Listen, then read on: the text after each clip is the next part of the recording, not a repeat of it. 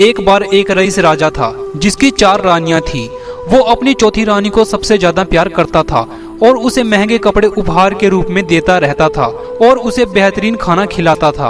वो अपनी तीसरी पत्नी से भी बहुत ज्यादा प्यार करता था और उसका आसपास के राज्यों में बहुत बखान करता था, मगर उसे डर था कि वो एक दिन उसे किसी और के लिए छोड़ देगी।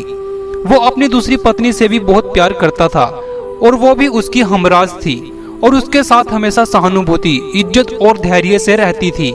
जब भी राजा को कोई परेशानी होती वह उसे बताता ताकि वह राजा को उस परेशानी का हल बता सके। राजा की पहली पत्नी राजा की सबसे वफादार थी और राज्य और उसकी दौलत बढ़ाने में बहुत मदद करती थी, मगर वह अपनी पहली पत्नी से प्यार नहीं करता था।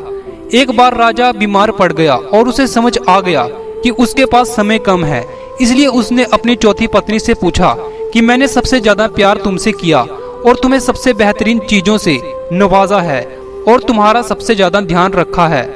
अब मैं मरने जा रहा हूँ, क्या तुम मेरा साथ देने के लिए मेरे साथ चलोगी? तब उसकी चौथी पत्नी ने जवाब दिया कि बिल्कुल नहीं।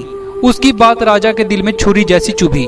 अब दुखी राजा ने अपनी तीसरी पत्नी से पूछा कि मैंने सारी जिंदगी तुमसे प्यार किया, अब मैं जा रहा हूँ, क्या तुम मेरे साथ चलोगी? नहीं, बिल्कुल नहीं, ऐसा तीसरी पत्नी ने जवाब दिया। जिंदगी बहुत अच्छी है और जब तुम मरोगे तो मैं दोबारा शादी करूंगी। अब राजा का दिल बैठ गया था और वह ठंडा पड़ गया था। फिर उसने अपनी दूसरी पत्नी से पूछा, मैंने हमेशा जरूरत के वक्त तुमसे मदद मांगी और तुमने भी मेरा साथ दिया। जब मैं मरूंगा तो क्या तुम मेरा साथ देने मेरे साथ आओगी? माफ करना, इस बार मैं तुम्हारी मदद नहीं कर सकती। दूसरी पत्नी ने जवाब दिया, ज्यादा से ज्यादा मैं तुम्हें तुम्हारी कब्र तक छोड़ सकती हूँ। उसका जवाब बिजली की तरह राजा को लगा और वो बेहद दुखी हो गया। तभी एक आवाज आई, मैं आपके साथ चलूंगी और जहाँ आप जाएंगे वहाँ चलूंगी। राजा ने नजर घुमाई तो उसकी पहली पत्नी खड़ी थी। वो बेहद कमजोर थी क्योंकि वो खाती नहीं थी। दुख से भरकर राजा ने कहा, जबकि मेरे पास मौका था तब मुझे तुम्हारा बेहतर ध्यान रखना चाहिए था। दोस्तों, इस कहानी से हमें यह सीखने को मिलता है, हमारी चौथी पत्नी हमारा शरीर है। हम चाहे इसे सजाने दजाने में कितना भी दिल लगाएं, मृत्यु के समय ये हमें छोड़ जाएगा।